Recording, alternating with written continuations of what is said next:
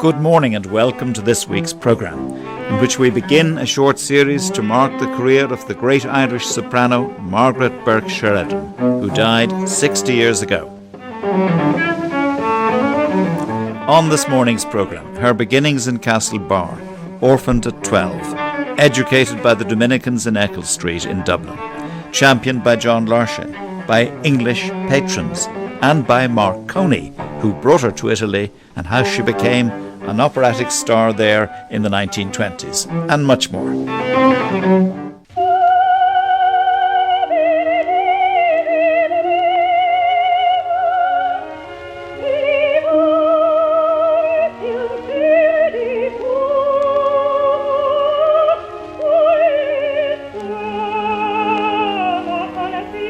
She was more than a prima donna. The then Italian ambassador to Ireland, just 60 years ago, when Margaret Burke Sheridan died. She was literally the first great lady of the opera houses of Milan, or Rome, or Naples, wherever she went.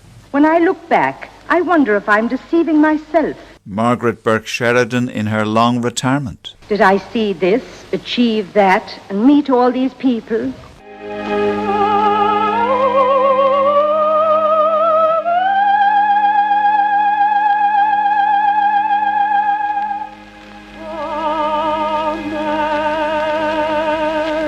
And among the archive recordings in RTÉ's Sound Archive are the reminiscences of a young journalist from Clonmel who attended the opera season at Covent Garden in the 1920s. "Well," said Margaret, with obvious eagerness, Tommy O'Brien. "what did you think of that soprano?"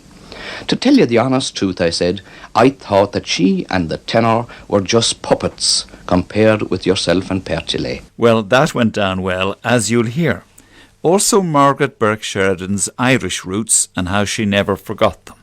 This is a rare recording. Yet they come to us and try and teach us their ways, and blame us too for being what we are.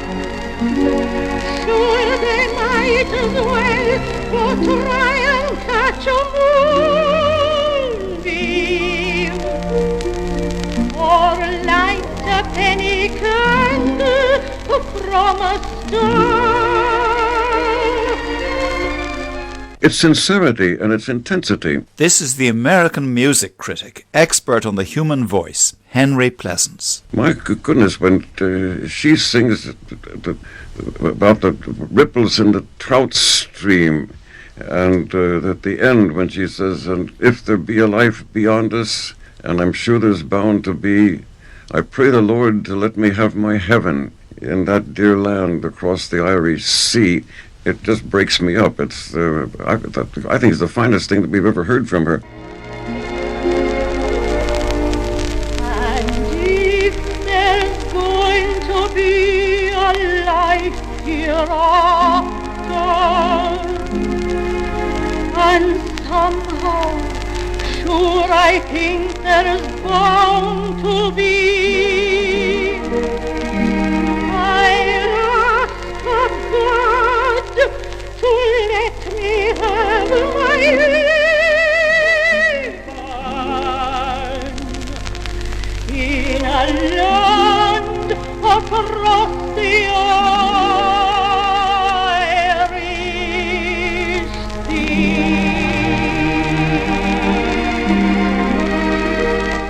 Margaret Burke Sheridan was born in October 1889 in Castlebar, County Mayo, one of 5 children of the local postmaster John Burke Sheridan and Mary Ellen Cooley. Her mother died when she was 5, her father when she was 12. Canon Patrick Lyons, who had baptised her, became her guardian and sent her as a permanent boarder to the Dominican nuns in Eccles Street in Dublin.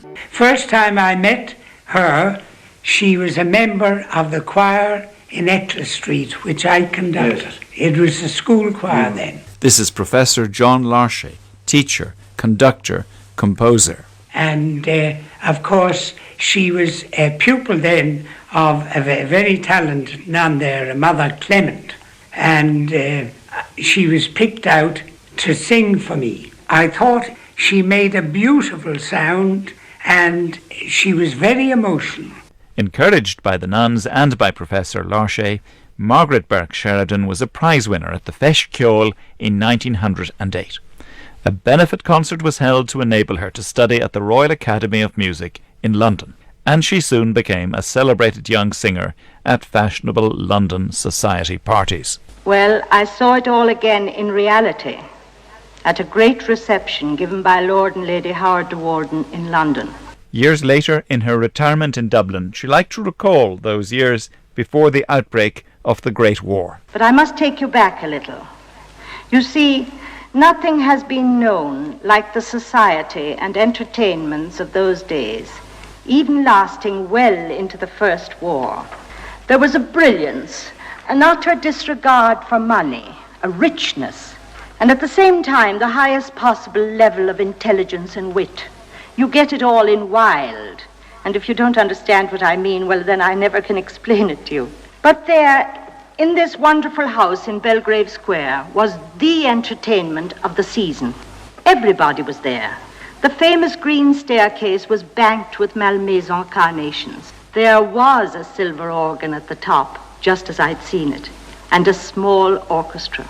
And singing to it, with everyone in town listening, was Maggie from Mayo, whose talent had been recognised when she was a schoolgirl by Vincent O'Brien and by John Larche. And I mean, she was an obvious person who was meant for great things. Maggie, or Maggie from Mayo. From Norris Davidson's documentary on Margaret Burke Sheridan, The Silenced Voice. Sheridan always saw herself as the girl who had come from the west of Ireland. And there was someone in the audience who was partly Irish, who had an Irish wife, who knew Ireland, and who loved music. Norris Davidson is talking here about that party in London. He was Marconi, the great Irish-Italian radio engineer and inventor. But Marconi saw through all the glitter and artificiality of the reception and had the Irish singer presented to him. And then Marconi began to tell me what I had started to guess secretly. I'd had an easy success. I was at the top of everything as far as singing to fashionable audiences went. That wasn't enough. I knew that. I was at a dead end. I'd started at the top, and I could go no further in these surroundings. But Marconi knew where she could really make a beginning, and their way led them across the English Channel in 1914 with submarines menacing the steamer, and across France, invaded in the north, and then to Rome. It was decided that she should go to see Martino, first repetiteur of the Teatro Reale, and he should pronounce on her voice. So one day, Sheridan, Marconi, Tosti, and some friends went off together to see the great man. She was now moving in very distinguished circles, being championed by one of the great international figures of the day, Marconi, and being auditioned by Alfredo Martino. And her voice at the time is captured by this private recording, singing a song by composer Paolo Tosti, who also accompanied Marconi and Sheridan to that audition.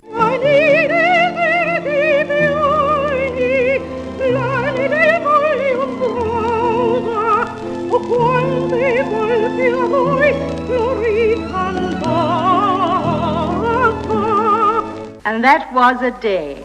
It was a little house in Via Sistina, and Martino kept us waiting for 15 minutes. Kept Marconi waiting. Of course, you'd need to have been in Rome in these days, in that atmosphere, to realize what that meant, to keep Marconi waiting. There we sat for 15 minutes in a little room, while Martino finished with his previous pupil, who might have been anyone from Gigli, Lauri Volpi, Toti del Monte, anybody. And then we went into his studio. I knew the game was up. Maggie from Mayo was going to hear the truth at last. Everyone sat down, and the genius from Ireland began to sing. And after that, there was a silence, a shrieking silence, not a sound. It was Marconi himself who had to speak first. Think of that. One of the greatest and the most influential men in Italy had to ask the question. Marconi's question was, isn't it the most amazingly beautiful voice, a real discovery? Martino's reply was cautious and therefore unexpected. He said that it depended on what Signorina Sheridan had come to Rome to do, to sing or to learn to sing. If she'd come to learn, then maybe he would agree with Marconi when she had learned. But if she'd just come to sing, well, that would be quite a different matter.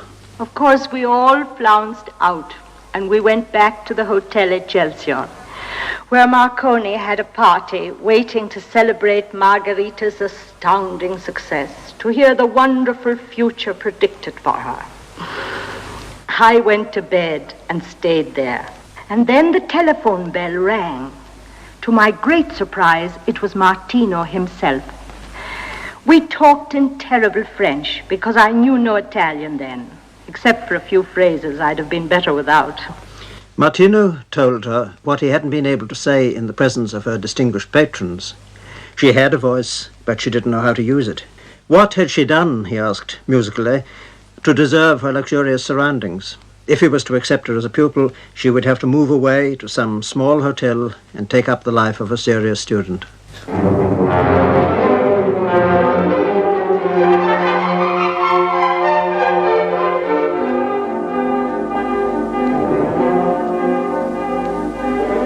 Yes, you can describe it as the easygoing, rather carefree life of the artist.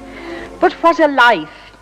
You can sing la la la la la la la la la coo coo coo coo all day long, but that's not going to get you anywhere unless you can absorb what's going on around you. It isn't what you learn in the studio or how many scales and exercises you do. It's very good for you to learn scales and exercises, but it's not in the studio that you learn the real secrets of success in opera. It's in the communal life of the artists, in the becoming absorbed in music, in thinking music, exchanging ideas, hating, loving, feeling, absorbing, living completely. I think for an English-speaking foreigner in Italy during that time that Margarita Sheridan became totally Italianized. Anne Chambers, her biographer. But Sheridan set out from the very beginning of her career on this great love affair with Italy. She describes it as a student in Rome. She describes Rome as beauty everywhere, beauty jutting out of the walls, beauty of line. The people are beautiful, and there's something, I can only describe it as loving your surroundings and being loved by them in return. And she says, if you cannot react to all that, then you'd better go back and forget it all. And Sheridan did react, and I think that was the distinctiveness about her. Her voice naturally lay in the mezzo-soprano range. Sheridan now extended her voice upwards so that she could encompass the soprano range. Her operatic debut came about in a highly unusual and highly romantic fashion. She was invited to accept this challenge by Emma Corelli, the great soprano and now manager of the Opera House. Well, she had a flat in the Opera House, just opposite my own little balcony. And I used to watch her, watering her flowers, feeding her pigeons, or talking to her dog, Bello. I often wondered if I'd ever meet her, and now she had sent for me. What could she want? Had I been discovered hiding in the wings? Well, I started to dress for the occasion, and in those days one did dress. It wasn't just a matter of flinging on any old thing. I put on my very best. Everything was white, I remember. I had a lovely pair of white lace boots. I had to lace up about 150 eyelets. And then I set out for the office. I was shown in at once. There she sat at her table writing. She looked old and saddened and disappointed, as I believe she was. But she was La Carelli, the great and terrible Carelli, with a whole history of singing behind her. Carelli, before whom all operatic Rome trembled. Carelli began by deriding her for trying to learn to sing in opera, like all the rest of the English. Sheridan said she was Irish. Carelli said it was the same thing, except that the Irish were more troublesome. But eventually Carelli had to tell her the purpose of her summons. She'd heard her voice coming across from the hotel as she practiced. Unexpectedly, she found herself in need of someone to sing Mimi at 4 days' notice. Would she do it? But while the amazed Margherita was accepting, her teacher, Martino, entered the room. Being attached to the opera house, he knew what was in Carelli's mind. He also knew that his pupil's voice was not yet ready for big roles. The argument was in Italian, which Sheridan didn't yet speak, and Carelli had to translate after Martino had stormed out. She ended by saying, "Either you can sing now, or you'll never be able to sing." And then, softening a little, she spoke the proverb that Sheridan never forgot, "Il buon dì si vede dal mattino."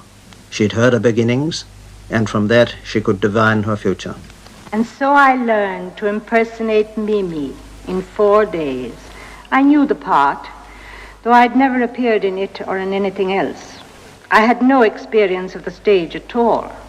Carelli gave me every entrance, every movement, and every phrase. This cruel, ugly woman who had created Zaza, Iris, yes, and Tosca, seemed to become warm and simple and almost beautiful. She became Mimi, and she inspired me to become Mimi. She taught me. She took me all through the part, word for word and note for note, and she fed me on bonbons. It all proved to be a success. The critics were entranced by this new singer. But Margarita Sheridan was not to be allowed to enjoy the applause completely. Because while we were taking our curtains, I saw a head and shoulders in the prompter's box over the footlights. It was Maestro Martino. Martino, with the tears streaming down his face. Martino, who knew that he was going to lose his beloved pupil to an operatic career for which, he thought, her voice was not ready. That's what he shouted at her across the footlights. He said the applause marked her doom.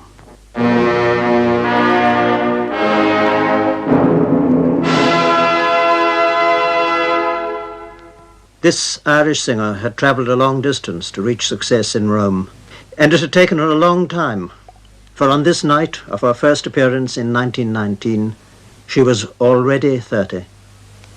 And now the pattern of her operatic future was made plain. Now the demon that always urged her on was seen. She'd left fashionable London, where she was feted everywhere, for Rome. She left Roman society, against Marconi's wishes, to be taught by Martino. She left Martino, who loved his pupil, for Carelli and her debut in La Bohème. But she left Carelli, and that was to be the shape of her career. When dazzling success was to be had, she achieved it and passed on without reflection or rest. The full dramatic impact of the Sheridan voice can be experienced and savoured in a recording of Puccini's Madame Butterfly. Gordon Ledbetter's evaluation of her voice. The recording of the second act aria, Un bel dì vedremo, is typical of her work. This is where Cho-Cho San sings of her hope that one fine day they will see the return of her beloved Pinkerton. Un bel dì.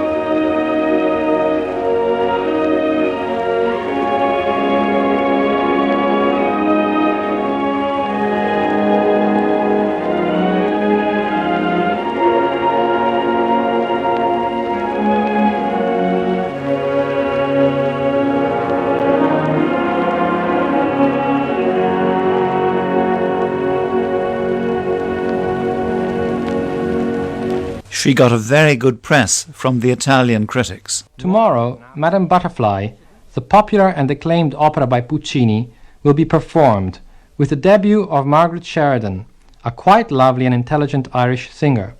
New to Naples, but already renowned, also for the great success obtained recently for the same opera in Milan.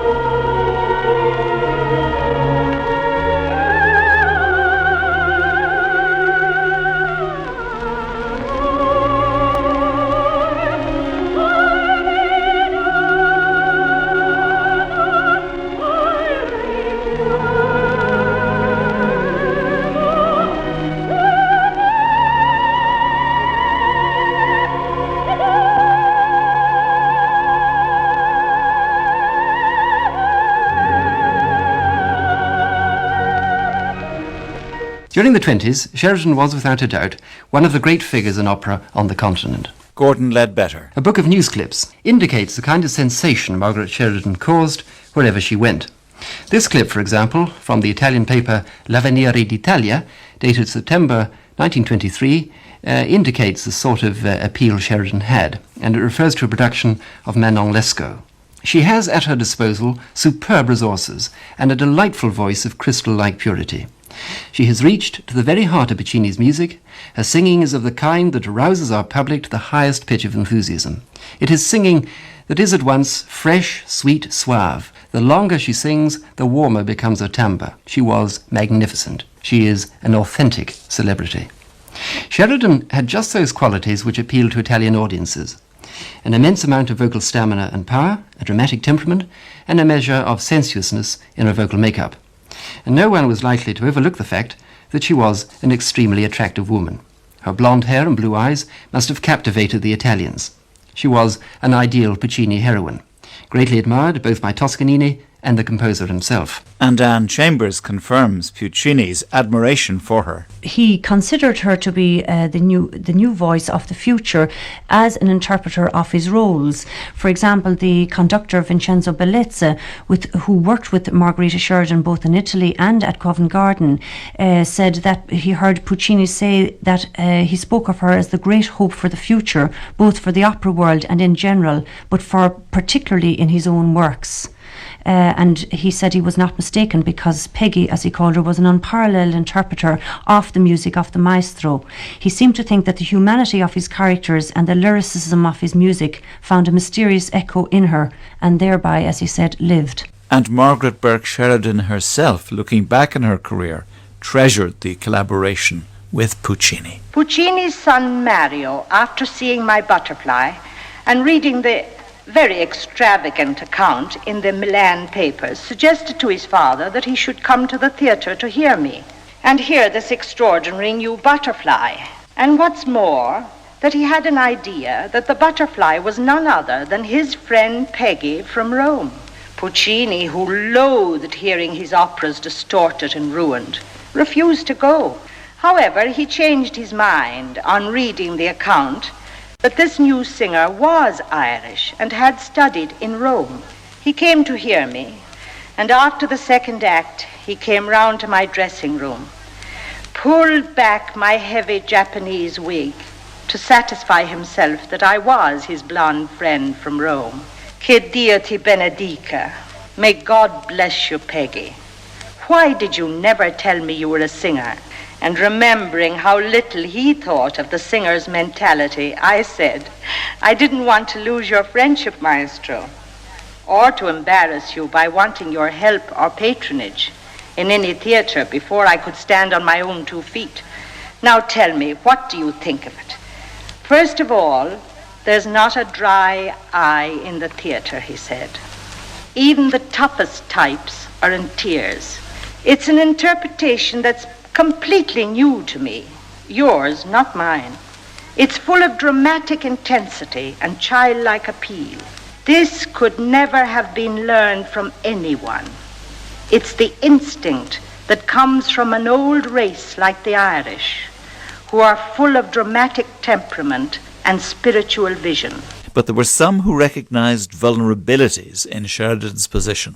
American music critic Henry Pleasance had doubts about whether she was a soprano at all. I've always felt that there was an artificial soprano, that she was by nature and by endowment a mezzo. And I think that she got into trouble when she went to Italy in 1918 and went with this man, Martino, who proceeded to make a soprano out of her. And then she had this debut before she was ready, if you remember, in 1919, I think, when she substituted for Lucrezia Borri as Mimi on 4 days' notice. And she had a very big success. And the story goes that her teacher, Martino, was in the prompter's box and said, when he heard the ovation, he said, "This ovation is your doom." And I think there was some truth in that. If she had stayed with him longer and had become a more finished soprano, she might have lasted longer. But what saved her is the enormous appeal of that voice. I'm always moved when I hear it. I hear the imperfection. It sounds as if she were singing over the voice instead of through it. But the personality comes through so strongly and so appealingly in everything that she sang that one overlooks what appears to be an imperfect vocal production. More on this question next Sunday, when we also hear why, after a mere decade at the top, did she quit. According to what she told me, her friend, the conductor, Dermot O'Hara, having sung mostly on that very big voice of hers and relying on it for about 9 or 10 years, the voice shortened and the top notes went. She couldn't stand this. Also Margaret Burke Sheridan on Toscanini. So he got rid of all the over 40s from the Scala. He refused to have old women with 3 chins and 4 tummies singing about their fatal beauty. You know, in Thais, where she says, "Dis-moi que je suis belle, éternel amant." Of course, it's ridiculous. And more from the Margaret Burke Sheridan archives next week. This morning's programme was based on original programmes by Norris Davidson, Andy O'Mahony, Anne Chambers, Jane Carty, Gordon Ledbetter, Marcus MacDonald, and myself. More voices from the archives at the same time on Sunday morning next. Thank you for listening this morning, and good morning.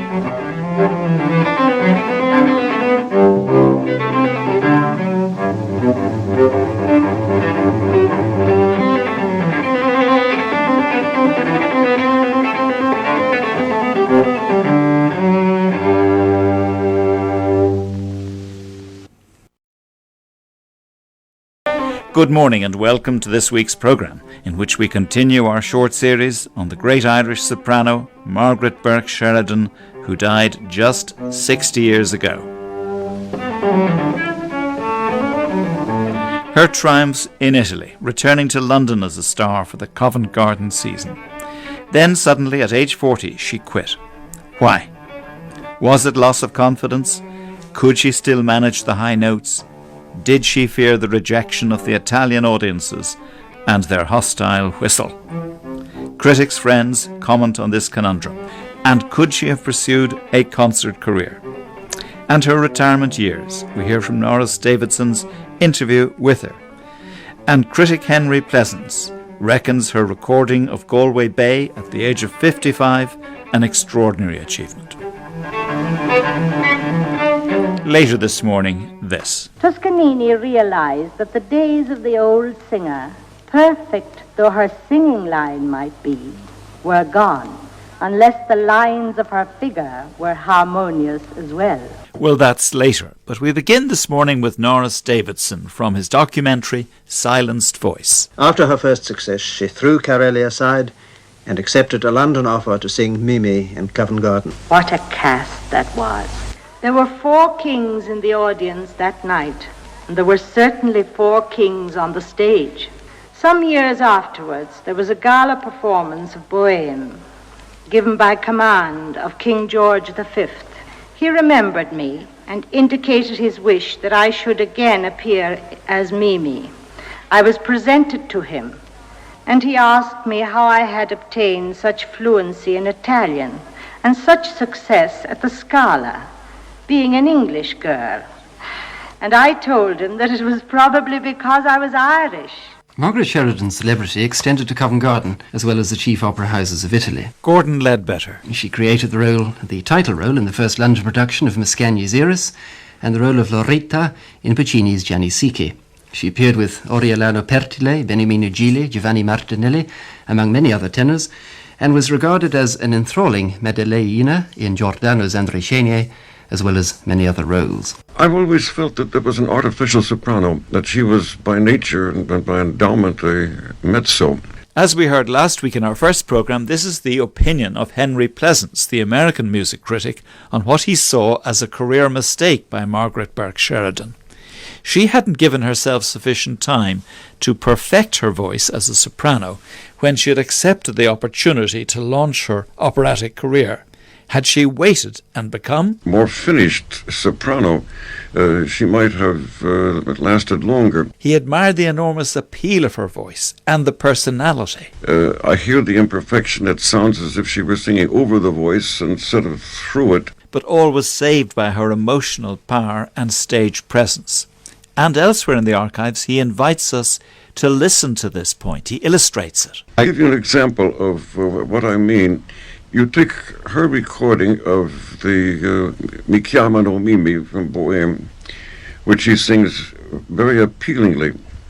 But when it comes to that phrase, ma quando vien lo sgelo, and that sgelo is on a low B, and there for the first time you hear what that voice really was. And this is the recording Henry Pleasance is talking about.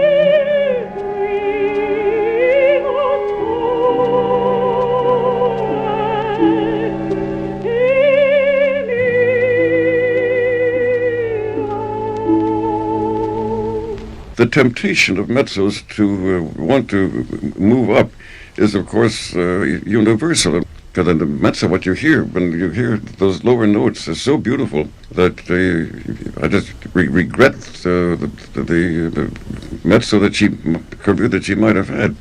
Of course, mezzos don't get the best roles and they don't get the most money, so the temptation is always to go up.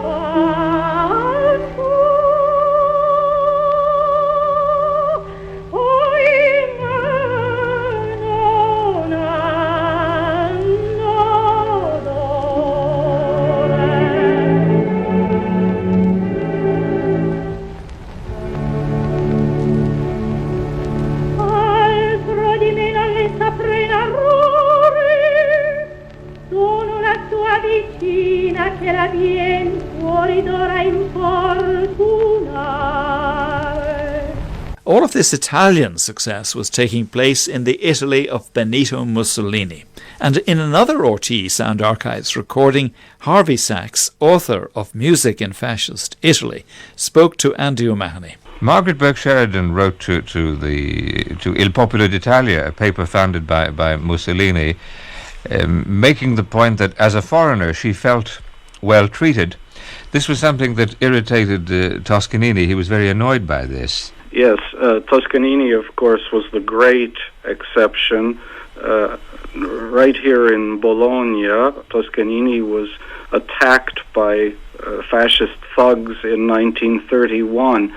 But it's interesting because, Marguerite Yourcenar, who lived in Italy during the fascist period, has written that she says that a lot of foreign artists, referring to artists, of course, in all the arts, who lived in Italy at that time, were very happy with an Italy in which the trains ran on time, as they said, and they forgot to ask themselves to which station the train was going.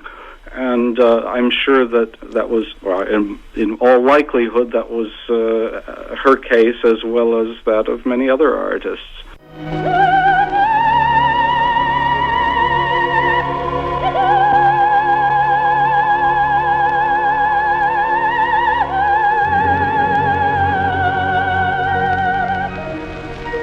Tommy O'Brien, a young journalist from Clonmel, had discovered opera and had become a regular patron of the Covent Garden season. When Margaret Burke Sheridan was singing there, he sought her out. Then I told her that I had heard her at her very best in Manon Lescaut with Aureliano Pertile 5 or 6 nights before, and that I'd also heard a rival Italian soprano and another tenor in the repeat performance of the Puccini opera a couple of nights later. "Well," said Margaret, with obvious eagerness, "what did you think of that soprano?" "To tell you the honest truth," I said, "I thought that she and the tenor were just puppets compared with yourself and Pertile." "There you are now," said the conqueror of Milan, Rome, Venice. "There you are, and all the old talk they had about that one." Her success at the Scala became a legend, and of the San Carlo, and wherever she went. Beloved and followed through the whole of Italy, still remembered by the conoscenti, and then, after 10 years, silence. Why? Why, after a mere decade at the top, did she retire? According to what she told me, her friend, the conductor, Dermot O'Hara, she was not fully vocally equipped to tackle all those big roles such as Butterfly and Mimi and so forth. Having sung mostly on that very big voice of hers and relying on it for about 9 or 10 years, the voice shortened and the top notes went. She couldn't stand this, and she retired from the operatic stage. But what role might her private life have played in her decision? Her biographer, Anne Chambers, has read the intimate love letters of Colonel Eustace Blois to her. Her letters to him have not survived. Now, Margarita Sheridan met Eustace Blois perhaps at the 1919 season, which was run by Beecham, with Blois as an assistant administrator at Covent Garden. Now, Blois had a very interesting background. He had a link with County Mayo, which was Margarita's native county. His grandmother was a Knox from the county. Blois subsequently met Margarita Sheridan in Milan, and from that time a friendship based really on a shared artistic liaison, as well as being romantically inclined. The only one thing you need to have faith in is that I love you. Andy O'Mahony reading Eustace Blois's letter to her, 10th of October 1929. But there is in your letter one all-important thing, that is the flame. If that is finally dead, and it was born of both of us, then Nostra Cosa has also ceased to exist forever. About this there can be no discussion. How we must know at once whether it still lives or not. We can't know this by writing or discussions. I shall come to you in Italy, and after being together a very short time we shall know the truth about it. Whichever way it is, we shall know what to do. Write to me, please, darling, directly you get this. Ever your loving, Eustace. Andy O'Mahony asked her biographer, Anne Chambers, about the importance of that letter. The relationship ended a few months really after that, and funny enough, the letter that Sheridan wrote to Blois, really ending the relationship, is among her own papers. It was left for him to be opened on a specific morning of his arrival, and he obviously did that and left the letter after him. And the feelings she expresses in that letter really show perhaps the torment that she went throughout the entire time of this relationship. She says to him, "For a feeling, an ideal, I'm ready to give my life. You wouldn't allow it to distract your thoughts from your next season. I no longer believe your avowals of love. Facts, not words, count. You tell me I am very Irish. Yes, it's true, and you are very English. There's a time for everything, you think, and maybe you were right. You are not like me. I messed up everybody and everything just to dedicate myself to you, and this against my judgment, my principles, religion, life, everything." This was a difficult period in her life and career. Some few years later, she attempted a comeback. In 1934, she began a course of study with the famous voice teacher Herbert Chazere. Here's a passage from a letter he wrote her in May 1936. "You have often repeated that you have complete confidence in me. And yet, when I have given you, as I have very often, my assurance, my conviction born of positive study, knowledge, and experience, when I have repeatedly told you that not only has your voice taken on a new lease of life, a totally new complexion, and when I have made the oft-repeated statement that not only is your voice in a healthy condition, but that the much-desired high notes must and will inevitably result and issue from the new adjustment, you have accepted not my assurances, but instead your own doubts, your own misgivings, your fears in the matter. One of us is wrong, you or I. No other argument is valid. Now what is your point of view dictated by? Whence your ideas? And on what basis do they stand? They're all based on one thing, and that is fear. And fear breeds doubts, misgivings, lack of confidence, depression, all detrimental forces, destructive of progress." Well, I think he was very, very frustrated with her. Singer and teacher and admirer of Margaret Burke Sheridan, Veronica Dunn. That she hadn't got enough confidence in him. And I think, God love her, she lost her nerve. And for a singer to lose her nerve, it's very serious. It is serious. Psychological, fright is terrible. And I think he had to lay it on the line. Now, if you're going to continue with me, you have to have absolute confidence in me. Obviously, he'd done a lot of work with her and was very, very pleased with the progress that she was making. But she wouldn't go that step further and say, I have absolute confidence in you. Read a lot of his books, marvellous teacher. But it must have been very hard for her, having had such a tremendous career, and with that magnificent voice, God, it's beautiful, and to sort of be faced with a stone wall, and she cannot get over it because of a fright. What might have caused that fright, that loss of confidence? Well, you know, a singer must be very fit, and naturally rehearsing, and it's very tiring, and really you must be a very strong person to sing an opera. And possibly her energy, she hadn't got the energy to get her top notes, and she just couldn't get up there, and she couldn't describe the fright and anxiety of, it's just not being able to get up off a chair, not being able to reach the top shelf. I mean, and an audience there, the public is there, the orchestra's there, everybody's on stage, the chorus, and you can't get these top notes. You feel a bloody fool. And I mean, that is shattering to a singer. Nor did Toscanini help. Director of La Scala in Milan, he had been her champion. But in her recordings with Norris Davidson, reminiscing towards the end of her life, she had this to say. I think Toscanini was the greatest dictator ever known in the world of opera. He always knew what he wanted and always insisted on getting it. It might not be what you wanted, but you had to do what he wanted or get out. Toscanini realized that the days of the old singer, perfect though her singing line might be, were gone, unless the lines of her figure were harmonious as well.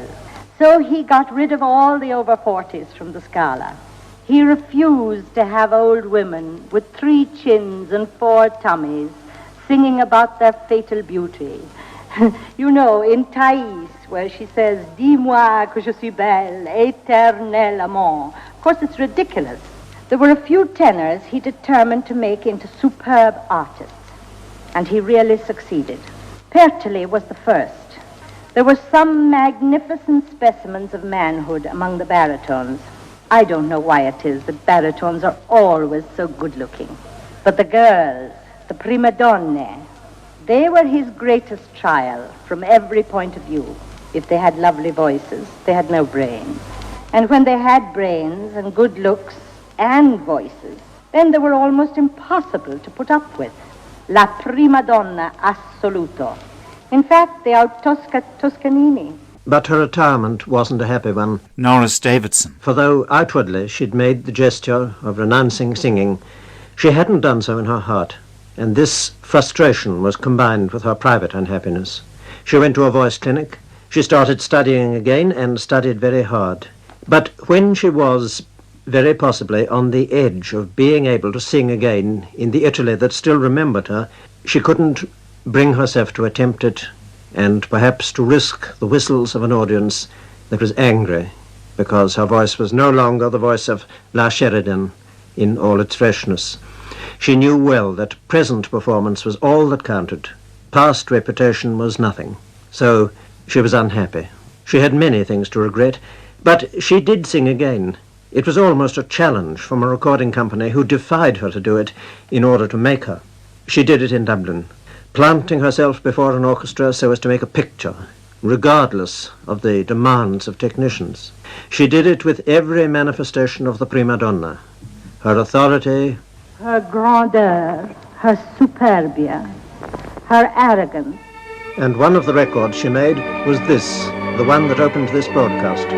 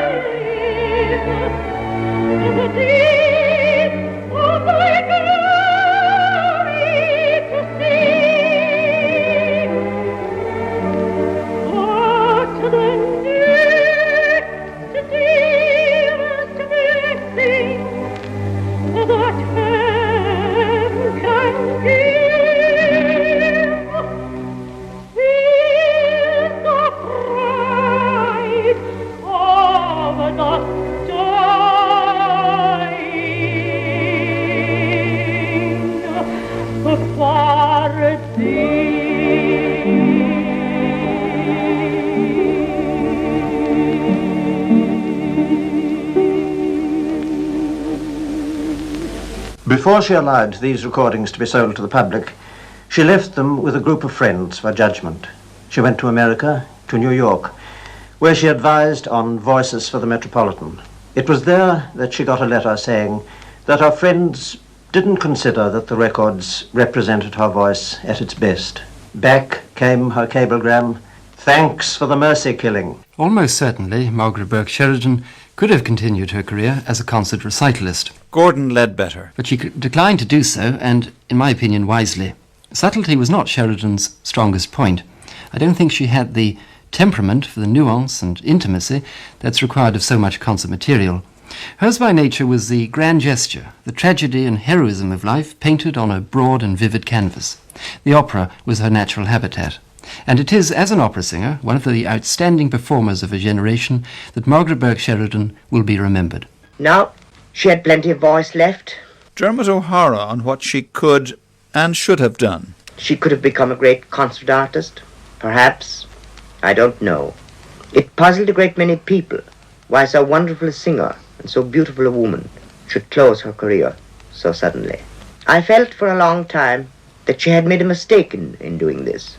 But it took me some time to realize that she was not mentally, shall we say, equipped for lieder singing or concert work. She needed the glamour of the operatic stage, the accompaniment of a large orchestra. She was a very nervous woman, and I could never imagine her standing still by a piano, just singing lieder and operatic arias on the concert platform. The American music critic Henry Pleasance, expert on the human voice, summed up her career. Well, I think the record speaks for itself. She was very good. After all, she's had all those years in Italy. She sang at the La Scala, she sang at the San Carlo, and she sang at Covent Garden, and always with great success. There's some mystery I know about why she suddenly quit. And I guess it was that she herself must have felt some deficiencies setting in. But you don't hear them on the records that I've heard. But on the other hand, she was 30 when she began in 1919, and she sang for 10 years. That took her up to 40, and a good decade like that is not a bad record. This morning's programme was based on original broadcasts by Norris Davidson, Andy O'Mahony, Dermot O'Hara, Veronica Dunn, Gordon Ledbetter, and Henry Pleasance, to whom we will give the last word, as he will introduce our closing music. This is among his favourite Burke Sheridan recordings. It's from his own collection, and I will pause this recording midway through to hear his response to it. Margaret Burke Sheridan, aged 55, singing Galway Bay. Thank you for listening, and good morning.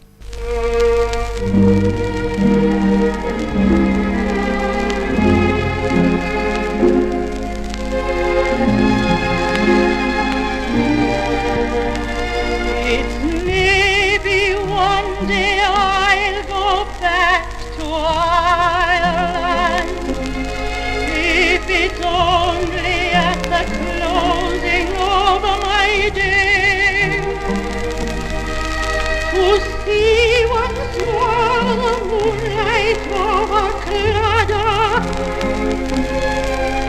and watch the sun go down on Galway Bay, to see again the ripple on the trout stream and the women in the meadows saving hay. To sit beside a turf fire in a cabin and watch the barefoot gossoons at their play.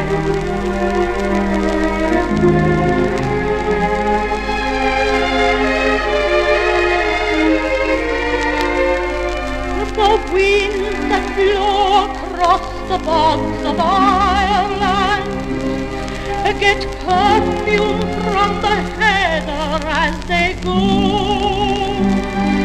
and the women digging praties in the upland speak a language that the English do not know. Yet they come to us and try and teach us their ways, and blame us too for being what we are. Sure, they might as well go try and catch a moonbeam, or light a penny candle from a star. Henry Pleasance talks about its sincerity and its intensity. And her interpretation. My goodness, when she sings about the ripples in the trout stream And at the end, when she says, and if there be a life beyond us, and I'm sure there's bound to be, I pray the Lord to let me have my heaven in that dear land across the Irish Sea. It just breaks me up. It's I think it's the finest thing that we've ever heard from her. And if there's going to be a life hereafter, and somehow, sure I think there's bound to be, I ask of God to let me have my heaven in a land across the Irish Sea.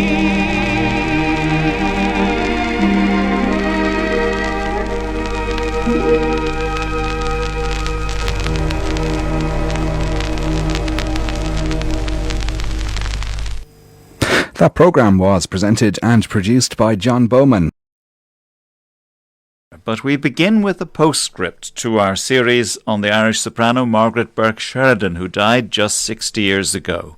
And when she died, Norris Davidson on Radio Éireann introduced a special programme to mark her death, in which he talked about his friendship with her in her final years. She talked about the past in Italy to those who would appreciate it, to musicians and scholars, and also to the very young who were amazed to meet someone who had actually known Toscanini and Puccini. And of course she had sung with so many of the great names. Beniamino Gigli. When Gigli came on stage to give his concert, piano tuner George Redmond recalling Gigli's visit to the Theatre Royal in Dublin. The great Margaret Burke Sheridan was sitting in the wings. They provided her with a chair. He had no idea whatsoever that she was there. And when he came off stage, in the interval, there was a wonderful concert took place at the back of the stage, because they embraced and sang arias for must have been 20 or 25 minutes. During her final illness, she occupied the most comfortable room in St. Vincent's Hospital in Dublin, then overlooking St. Stephen's Green. And there was a quality of the theatre about her hospital room. She'd receive friends there and play them, she played it every day, a record of a broadcast appreciation of her made by the Marchese Malacrida, who'd heard her singing in Italy in her prime. Quite recently I met Margaret again in Dublin. He would pepper her with questions. Well, Margherita, I said, are you singing? No. Are you teaching? No. Are you making records? No. And he would tease her that the reason she answered no was that she was still playing the prima donna. And why, may I ask? Nerves. Nerves. I don't believe it. You are just being as prima donna-ish as ever.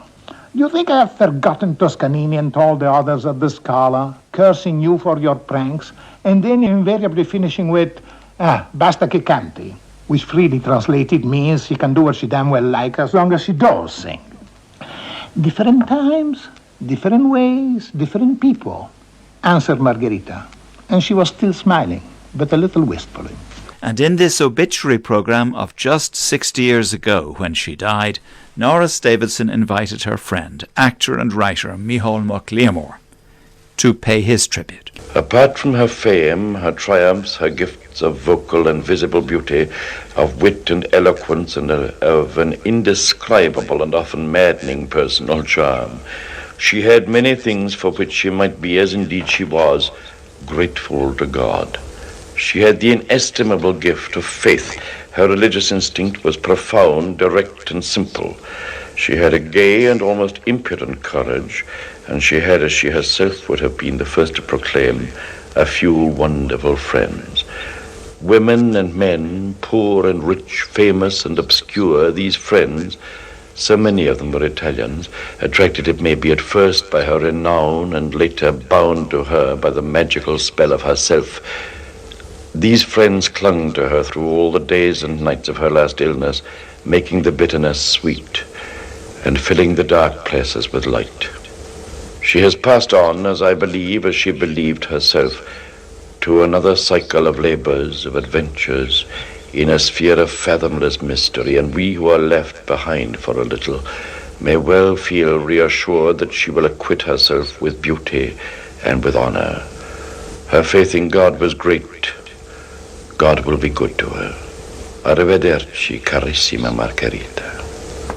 If she'd returned to her teacher now and then, if she'd touched Mother Earth, then maybe the dawning would have seen a longer day. Yet it was wonderful to know Margaret Sheridan in her eventime, and while the sun shone, it had been glorious for her. Triumph and triumph and triumph.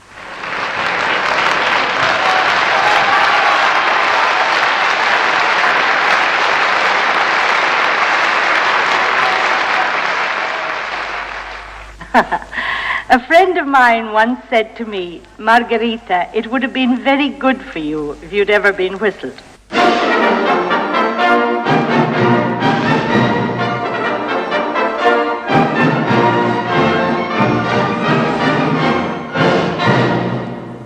And that was how Norris Davidson, to whom I'm especially indebted for his original programmes on Margaret Burke Sheridan, that was how Norris Davidson concluded his obituary programme when she died, April 1958, just 60 years ago.